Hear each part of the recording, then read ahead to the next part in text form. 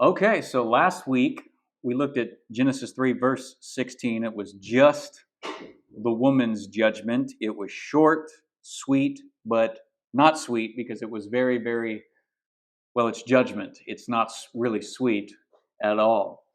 Before we really review any of the woman's, let's just back up. We talked about the serpent and the seed, and I wanted to show you a little bit of these judgments right here and kind of how they're structured. This will be really hard to see on the screen recording because I tried to put it all on one slide so that you could kind of see it. But there's a flow to the ideas here. So all the words to the serpent in verses 14 and 15 are in this first circle, but you should see some overlap because the words to the woman in the circle kind of overlap. Verse 15 is words to the serpent, but about the woman. And then he speaks to the woman here, and this right here is also about the woman. Your desire will be for your husband, and he will rule over you. But that's words to the woman about the man or about her relationship to the man. And so there's a flow of thought. You're talking to someone about someone, then that person you just talked about, then to somebody else, and then he turns and he talks to the person he just kind of mentioned and implied. So I just kind of organized it this way so you could kind of see the overlap and the flow of thought. Casey, question? Originally, they were white because of like this and stuff, but they didn't show up on this blue as well as you'd think. So I knew people online weren't going to be able to see it at all. And we've already covered most of this, and I've got this on a different slide. So the point is not to see the specific words, just the general picture that the passage goes through. It's just one way that you could conceptualize how the flow of thought is going conversation to conversation and how it's overlapping a little bit here. That's all I want you to see is the overlap. And when the woman, or when God spoke to the serpent, we talked about this. The serpent is a celestial being who's rebelling against God right here in Genesis 3. And the seed of the woman will ultimately be his defeat. And we'll continue covering that as we unpack the book of Genesis more as a narrative after we get past chapter 3. We're going to ask ourselves who the seed is and let the book answer for us who is this seed. Because Adam and Eve's bloodline is traced down very specifically all the way through chapter 11 and then picks up in chapter 12 with Abraham and then goes through, well, which of Abraham's bloodline is it? Because he's got a lot of kids by the end of his lifetime. I want to make a mention of this because I didn't overly talk about your desire will be for your husband and he will rule over you. This line right here. We talked about desire and what that means a little bit last week. But just to add to it, he will rule over you. You will find that some people will look at that interpretation and they will say this is somehow a negative. He will rule over you is negative in this sentence. I can't find any language, any law in the language or grammar that dictates that. This idea of ruling over someone, it's not the same word as chapter 1, and this is what turned me on to it this week and made me do a deep dive into this word here. This word is not the same as in chapter 1 where he says, let us make man and let them rule. In English, it gets translated as the same word, rule. Let them rule over the birds of the air, the fish of the sea, and the land and all the animals and stuff. So it's not the same word used for humanity there in chapter 1, but the word is used in chapter 1 for the creation of the sun, moon, and stars, and let them rule or govern, as another translation of this Hebrew word, govern the day and the night. And if this is supposed to be negative, a man governing his wife here, not all men governing all women, that's not it at all. This is in the relationship of a husband and wife. If it's supposed to be negative, you have to argue at least why the word is negative. But it's not negative in chapter 1, where the sun, moon, and stars are given legitimate authority to rule over the day and the night. And a lot of people, if you deep dive this verse, they will say, oh, this is an abuse of power. This is a man being cruel over his wife and ruling over her, which was never meant to happen and stuff. They're not reading chapter 2 before the sin entered the world into this verse. They're just seeing the fall. and the judgment. A person having authority over another person is not a consequence of the fall. That is an orderly, necessary way that creation works. Your parents have authority over you. Teachers have authority over their students. So right now, I'm exercising authority over you that is not reciprocated. And yes, in the husband and wife relationship, a husband can have authority over his wife that is not necessarily reciprocated. That is not a result of the fall. The abuse that we do towards each other is a result of the fall. So don't let anybody tell you that right here in this passage or something, there's an inherent abuse of power. I can find absolutely no reason for why that should be the case, but you will find people making that argument. So now we're down here in verses 17 through 19 in the bottom part of this. Morning, Nick. And so we turn to it, and here's what we're going to talk about today. The man, Adam, I'll refer to him as both, but here in this passage, until we get to verse 20, I'm still going to call Eve the woman, because she's still called the woman in the passage until verse 20, when she gets a proper name. Adam is translated and referred to both ways, so I will do the same here in this passage. But the man, Adam, is the highest authority of the human order. He is, therefore, the most responsible for the rebellion against God in Genesis 3, 1 through 7. And as such, he faces the longest, harshest judgment in verse 17 through 19. So going back to this, look at the length. He's got, in English, in Hebrew, it's just 2 lines. In English, we lengthen it out to like 2 lines here and 2 lines here for 4 lines to the woman. But in Hebrew, that's just like 2 lines.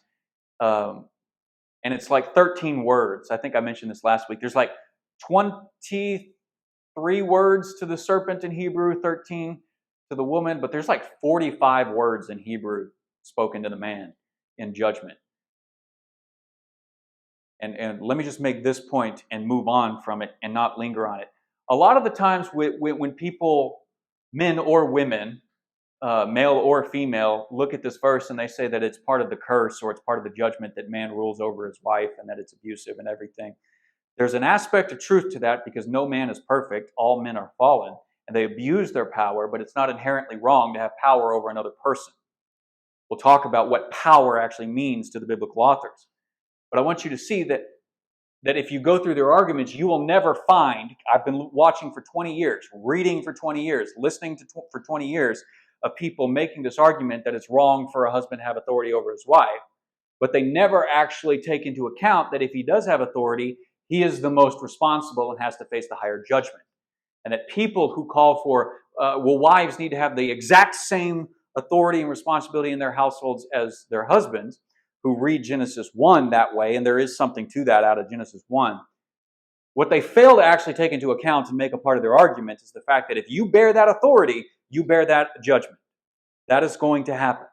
The more responsibility and authority you have, the more judgment you will face, the stricter judgment you'll face. And we're going to talk about this because this flows out of the man's responsibility. This is, in a very real sense, entirely Adam's fault. And when we get to authors like Paul, he blames Adam first and foremost, not the woman. Even though the order was the woman sinned and ate the fruit first and then gave some to her husband. And we'll talk about what some of this means, but let's read the passage. Just 17 through 19. To Adam, he, God, said, because you listened to your wife and ate the fruit from the tree about which I commanded you, you must not eat from it. Cursed is the ground because of you. Through painful toil, you will eat food from it all the days of your life. Excuse me. It will produce thorns and thistles for you, and you will eat the plants of the field.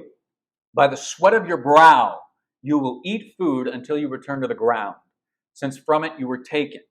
For dust you are, and to dust you will return.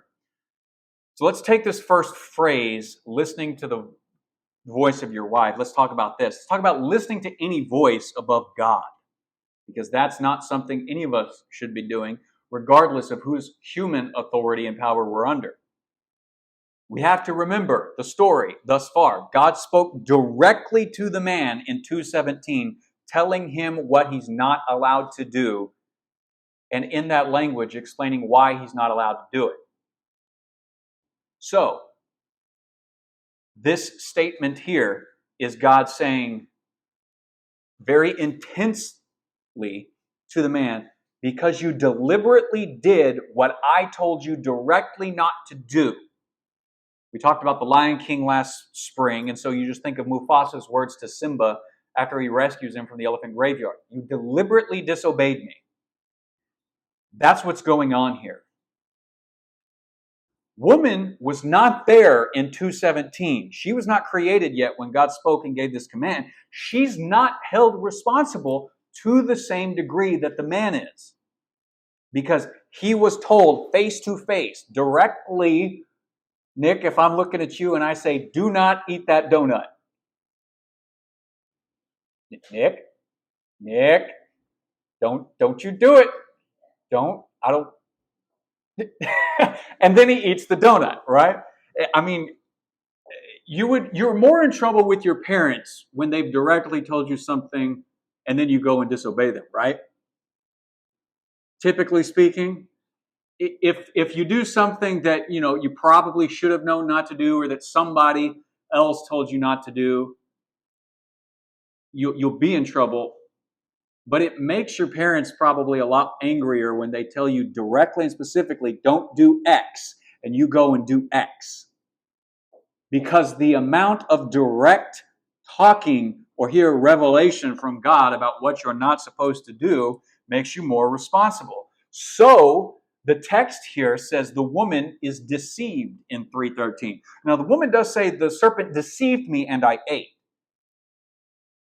She calls herself deceived, but she's not the only person in the Bible who calls the woman deceived. In 1 Timothy 2:14 and 15, Paul says this, and Adam was not the one deceived. It was the woman who was deceived and became a sinner, but the woman will be saved through childbearing if they continue in faith, love, and holiness and propriety. So you have to read this in context where Paul's talking about leadership in the church and organization in your worship service, and says, here's what men need to be doing when they're overseers. Here's what I don't want women to be doing.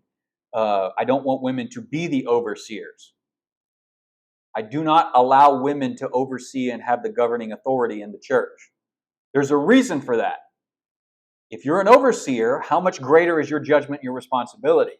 There's a kindness to God that says, I'm not going to make everybody equally responsible for all things. But we'll come back to that. I just want you to see this here, that even in the New Testament, Paul actually confirms, she was deceived, but the man wasn't deceived. What was he?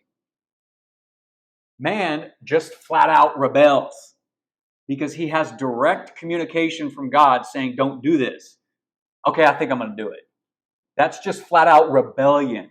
This is part of the reason why I call Genesis 3 the first rebellion. I don't tend to call it the fall. I talked about this when we started in this chapter. That makes it sound like we just sort of stumbled and got ourselves into this. As far as Adam is concerned, he didn't stumble at all. He knows consciously what he's doing.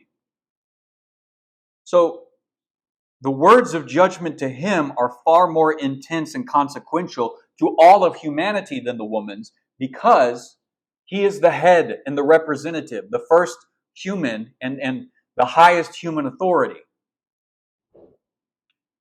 A good way to think about chapter 3 and just rebellions in the Bible in general is, which voice do you listen to? The man listens to the voice of his wife. The woman listens to the voice of the serpent. The serpent, he just listens to himself and does whatever he wants to do. Nobody's listening to God, and that's the fundamental problem that leads to all these judgment curses, right?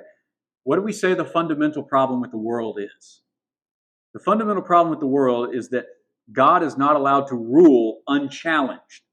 Another way that you can think of that is to say, we listen to any voice and every voice, including our own, above God's. And that the way that you set the world right, the way that you set your life right again, is to choose to listen to God's voice above everyone and everything, including yourself.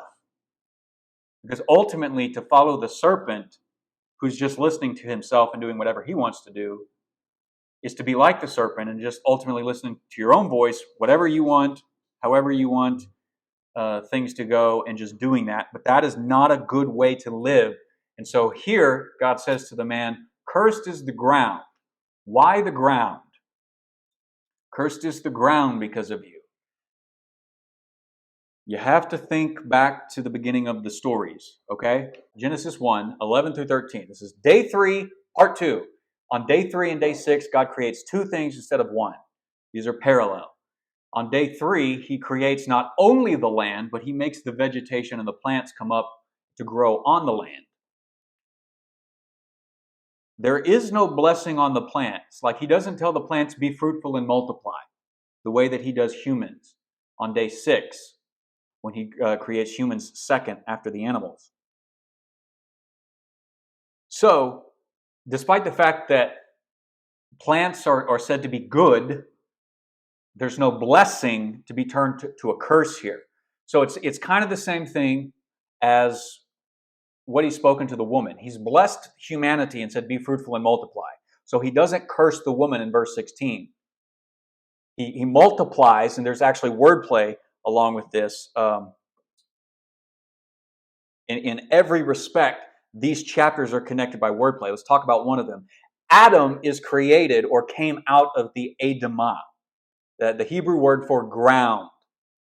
So there's a connection between his origin and his purpose in the world. So God doesn't curse him specifically, but he goes after the function. Your function will now be frustrated. It's the same thing he's doing to the woman. There's wordplay between the woman and her purpose, where God says, I will multiply your painful toil in childbearing. You're still blessed and you're still going to multiply, but the more you multiply, the more your pains will multiply.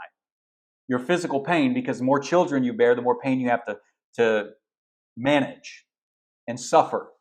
The same thing is true for humans here. Hey man, the more mouths you have to feed and the more food you need to feed them, the more painful toil you're going to have to go out and fight the ground, because it's no longer going to obey you and make it submit to you and struggle through that submission so that you can feed the people under your charge. So there's a relationship between the woman who came out of the man and the relationship between her purpose to the man. And there's a harmonious relationship between the man and the woman that's disrupted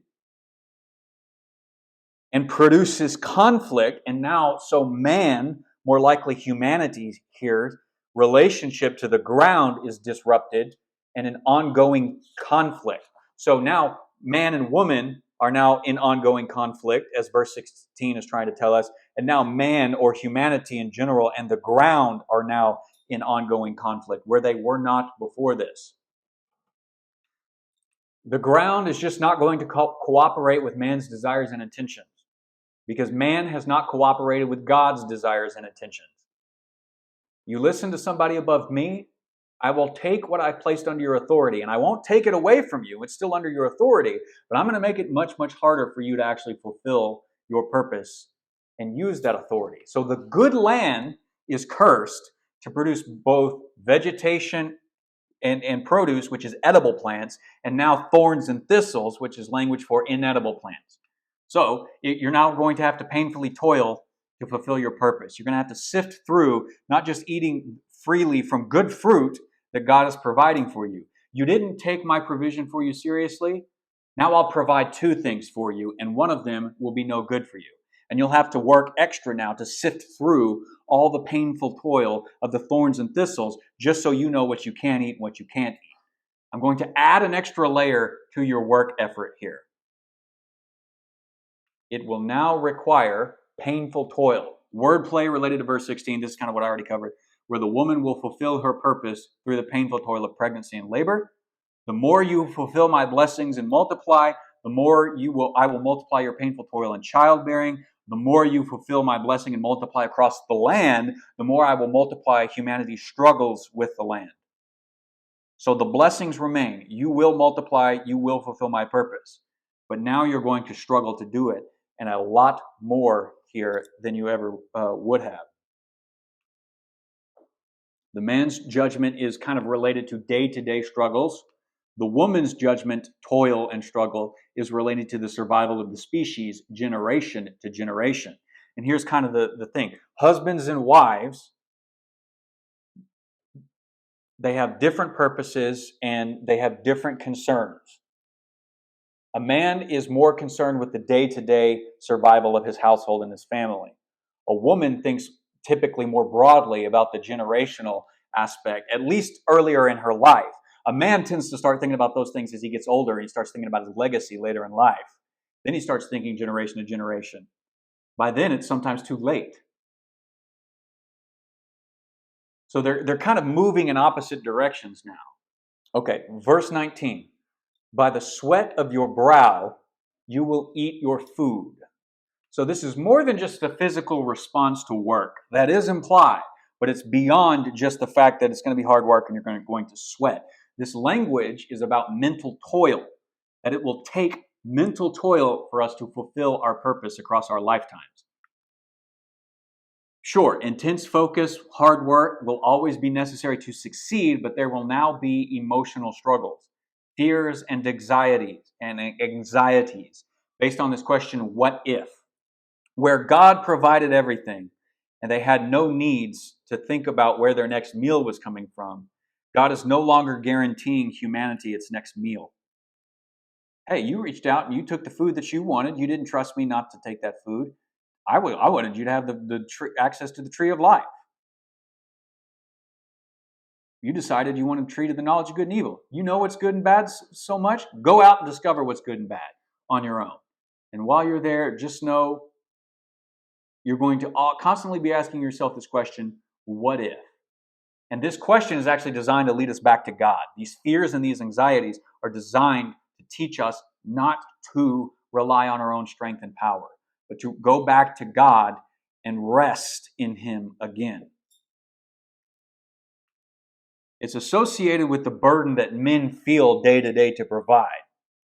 And of course, it relates back to woman's struggle in verse 16 with her generation to generation struggles to reproduce. So what God is saying, if we went back to the slide with all the overlaps, everything that God is saying to someone is connected to what He's saying to someone else. That's the purpose of that slide. And what He's saying to humanity here, by saying it to Adam, He's saying it to all of humanity, which means He's implying something here that's connected to Eve. Her same struggles here are going to be reflected in this painful toil, the sweat of her brow, and the painful labors of actual labor. And so husbands and wives, they have different fears and different anxieties, but it's largely about different things. They both have fears and we both have anxieties, but we don't always have them about the same things. The man is more anxious and fearful for the day-to-day provision of his household. He feels that burden. Even if he's got all the money in the world, he typically feels that burden. This is telling us why. This is why all the money in the world can't stop you from asking, what if? What if it's all gone tomorrow? What if I can't provide for my family in a week? Sure, it's all gone right for these next 10 years, but the next 10 days are not guaranteed. What if? And the woman is dealing with these struggles. What if something happens to my kids? What if I can't have a baby? What if something happens to the baby? What if even after the baby's born, something happens? And they're far more protective in that sense because that's their fears and that's their anxieties. Both genders need to understand this, where the other gender is coming from in order to better relate to the other gender. You need to understand what your gender-specific anxieties tend to be, or at least where they tend to start, and where ours tend to be and where they tend to start. And as you go through life, they'll change, they'll move and interact with other ones, and you'll start developing new anxieties that you didn't know about. All because we're under judgment. We're under a curse until we return to the ground, since from it we were taken. Bless you. So here's what this statement is about. By rejecting God's gracious gift of rising above our lowly, dirty origins from the ground to be kings and queens over the physical world, We will instead return to our lowly position, dust. And this means physical death. The verse connects the painful toil and mental struggles as a lifelong rule for humans in our rebellious state. It could, in fact, mean, and you'll find somebody who interprets it this way, that the only escape from your painful toil will actually be death. It could mean that. It could be that severe. Death will be the only release from the curse, the cursed ground that's fighting us all the time, that we have to fight against for survival. Ugh, I just want to relax. I just want to give up. I just want to let go. Well, you can't. To be alive is to struggle and overcome in this fallen world. Ultimately, the fight for survival will fail and we will return to our physical state of non-life. So let's talk about that. Dust you are, and to dust you will return. This is the climax of God's judgment on humanity. And who is he saying it to? The dude, the man, Adam. I'm good with the dude. That's fine. That's English paraphrasing the name Adam, right? Which just means man. Because Adam is the physical head representative of all of humanity. What God says to man will apply to woman. Now, notice what God says to woman doesn't necessarily apply to man. How is man supposed to deal with painful toil of childbirth? He doesn't, except from an exterior perspective of dealing with his wife externally and helping her with what she's dealing with physically in her flesh, right? But ultimately, the consequence of returning to the dust applies to us both. It applies to women because it applies to the man, first and foremost. She comes out of man. So what God says to him will apply to her too. The climax to all humans is physical death. Physical death is the ultimate consequence of humanity's rebellion against Yahweh, the giver and the source of all life. God's gracious gift and good gifts of life will be rife with painful toil, and they will no longer last forever as he intended, as he desired. So this judgment will ultimately undo the creation of man in Genesis 2:7, where God reached down and personally formed man's body from the dust of the earth. God will undo that. So perhaps this is the right way to parse out what a curse is. A curse, in a general sense, is a reversal of God's intended blessing. Now, the word curse is not used here. This is judgment. But one way that you can think of it when you read the Bible as a whole is to say when God curses you, he undoes what he intended to do. He blessed. He wanted to bless. He did not want to curse. But in his holiness and in his goodness, he has to intervene for our sin. He only wanted to bless, but now he's added curses to blessings that he intended. And you should note, if you just read verse 19, the word death isn't there.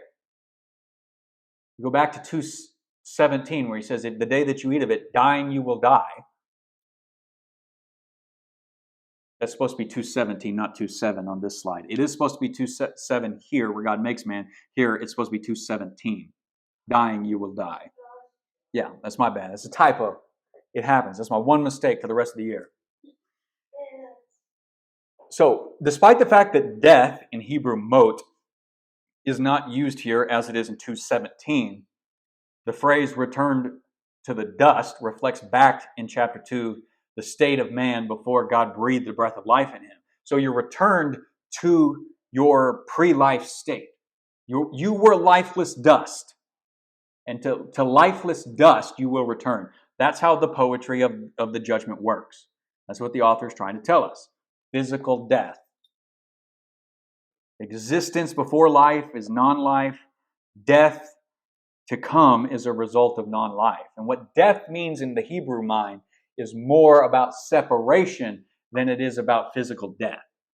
Physical death is about the separation of your body and soul, the breath of life from your physical being. So what is the ultimate blessing in the New Testament? Resurrected life, which is not the same thing as dying and going to heaven. It's just not. Nick? Dying and going to heaven is not the ultimate blessing. You're waiting for resurrected life, where your breath of life given to you by God and your physical being are united again in the new created world. More on that some other time, but I'm throwing that out there. But physical death is about separation. You will find death meaning separation more often than not. Here, physical death will be instituted, but they're separated from God. That's the immediate death that's instituted here now. Okay, so let's ask a question. Was pain a part of life in the garden before sin? Physical pain. What do you think? Okay, Casey says yes. Anybody else? No? Okay, so there's yes and no. Those are pretty much the two options. I would say that, I wouldn't be surprised if there was physical pain as a part of the world. I think Adam and Eve, they had what some call provisional immortality. They had access to God, but they couldn't just go do something stupid like jump off a cliff. They would still physically die because they're physical beings. But they had the antidote to death by the tree of life. I don't think that there's anything about living in the garden that requires them to have a painless life. They're supposed to work the garden. They're supposed to tend to stuff. So I think physical death is the ultimate pain, but I think pain would have been part of it. The difference was that the painful labor of working the ground or theoretically having children, but they didn't have any recorded children at this point, it would be worthwhile because the fruit of that labor was always going to be guaranteed, was always going to be positive. You were always going to get more out of your physical labor than you put into it.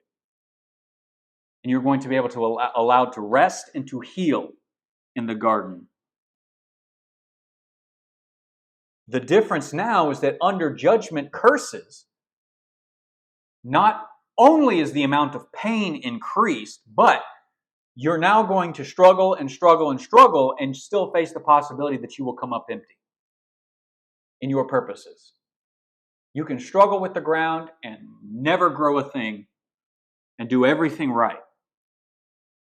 So, despite the painful toil of day-to-day or generation-to-generation work, the results of all the labor and work will not be guaranteed. That's more to the point than to say, for the first time they experience pain. Verse 18, thorns and thistles. This is crops you can't eat. They're now produced on tops of the plants of the field, which are the crops that you can't eat. The part of the judgment with both the man and the woman is that no results will be guaranteed regardless of your efforts. Either in reproduction, the production of people is no longer guaranteed specifically. This is a foreshadowing of what's going to come in chapter 4 when they're kicked out of the garden. But even with farming and the production of food, you're not guaranteed the answers. You're not guaranteed that your work is going to be... Just because you get pregnant doesn't mean you're going to have the child. Doesn't mean that the child will live.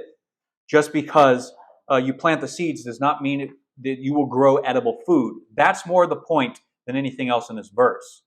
And so we come to a quote from Captain Jean-Luc Picard. It is perfectly possible to commit no mistakes and still lose. That is not weakness, that is life. I think he says this to Data. I can't remember. But, he's like, he did everything right. And the captain's trying to explain to him, yeah, you did everything right. I don't rebuke you for anything. It's perfectly possible to do everything right and come up with nothing in the end. That's not weakness. That's life. That's life under a curse.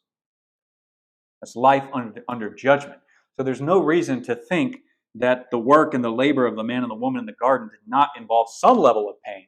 Well, we shouldn't conclude that from the judgment here, that we should not conclude that pain was never a reality before sin. Technically, only death was never a reality.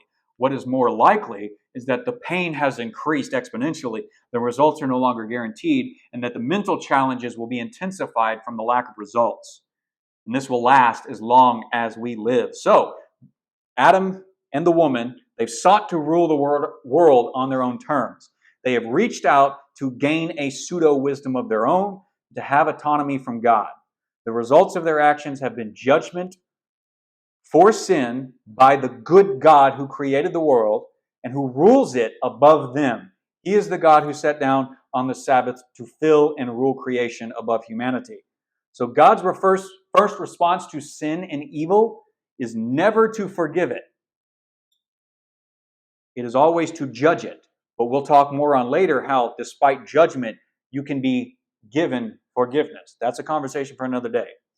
The judgments on the woman and the man in verses 16 through 19 are not designed to be a removal of previous blessings or decisions made by God to use humanity before they rebelled. He's not undoing those. God's purposes for the man and his wife, aka all humanity, stand.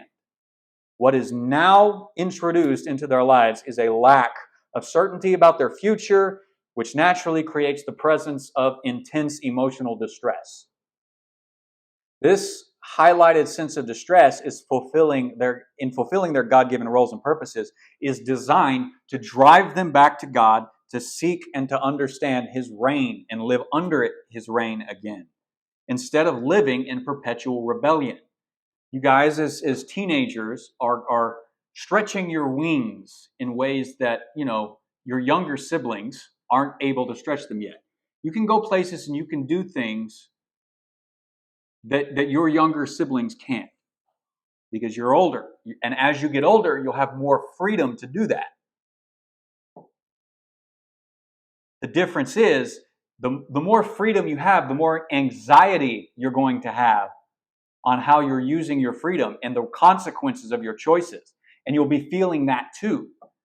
And you need to learn to trust God in the midst of those emotional, distressful moments so that you don't just perpetually rebel. Let your fears and your anxieties drive you back to God to deal with your fears and anxieties with Him. And let Him show you how to live life and learn to trust Him. And your fears and anxieties will be dealt with in the right way.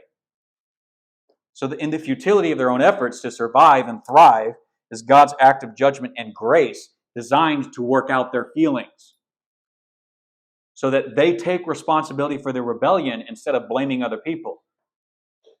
The result of this should be to return to God in obedience so that we don't miss out on the relationship with Him that makes all of life's ups and downs ultimately worthwhile.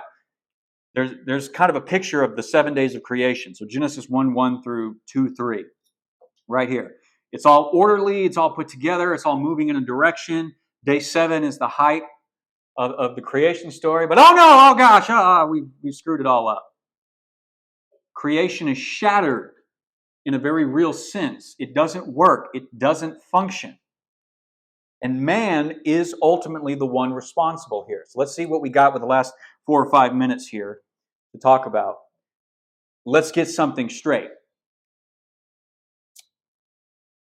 Though it is not solely man's fault, Adam's fault, this entire situation is, in Genesis 3, is primarily Adam's fault, not his wife's. Why? He was given the revelation directly about the tree of the knowledge of good and evil. The direction that it was off limits before his wife was made. He knows what the tree represents. He knows the consequences of eating it. And he is responsible, first and foremost, to keep the commandment from being broken, not only by himself, but by anybody under his human headship.